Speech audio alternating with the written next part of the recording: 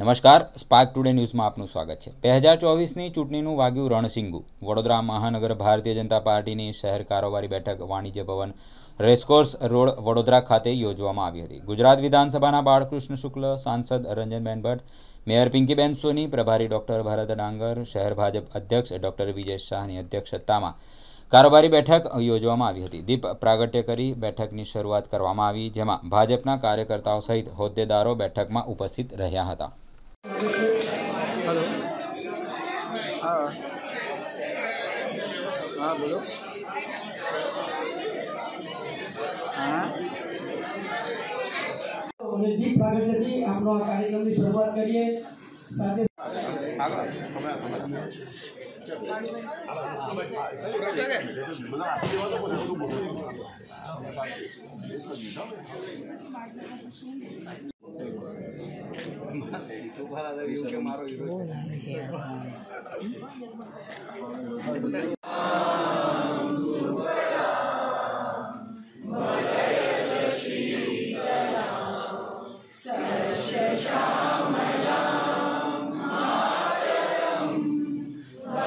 ભારતીય જનતા પાર્ટીની કારોબારીની બેઠકનું આજરોજ આયોજન કરવામાં આવ્યું છે।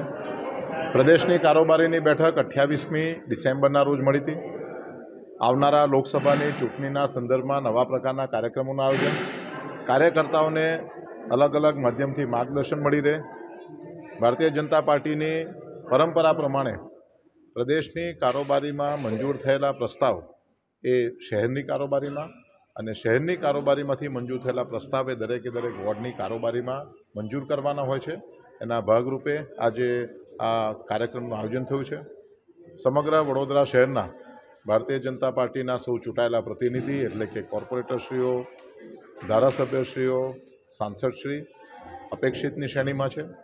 વોર્ડની સંગઠનની ટીમમાંથી વોર્ડના પ્રમુખ અને મહામંત્રી, સેલના કન્વીનરશ્રી અને કેટલાક વિશેષ લોકોને નિમંત્રણ આપીને આજની આ કારોબારીમાં બોલાવ્યા છે। ત્યારે 2024ના ઇલેક્શનનું રણસિંગું ફૂંકાઈ ગયું છે અને ભૂતકાળમાં એટલે કે 2019ના ઇલેક્શનમાં આ જ લોકસભાની સીટ ઉપરથી માન્ય શ્રીમતી રંજનબેન ભટ્ટ એમને 6 લાખ કરતાં પણ વધારે મતના માર્જિનથી જીત્યા છે। સમગ્ર દેશમાં સૌથી વધારે મતોના માર્જિનથી જીતનારા એ મહિલા સાંસદ છે। ત્યારે આવનારા ઇલેક્શનમાં એટલે કે 2024માં ભારતીય જનતા પાર્ટીના સાંસદના ઉમેદવાર એ 10 લાખના મતના માર્જિનથી જીતે એ પ્રકારના સંકલ્પ સાથે ભારતીય જનતા પાર્ટીના કાર્યકર્તાઓને માર્ગદર્શન આપવાની આ બેઠકનું આયોજન છે અને આ બેઠકમાં સૌ જ્યારે ઉપસ્થિત છે ત્યારે એ સૌનો ખૂબ આભાર વ્યક્ત કરું છું। Okay, thank you.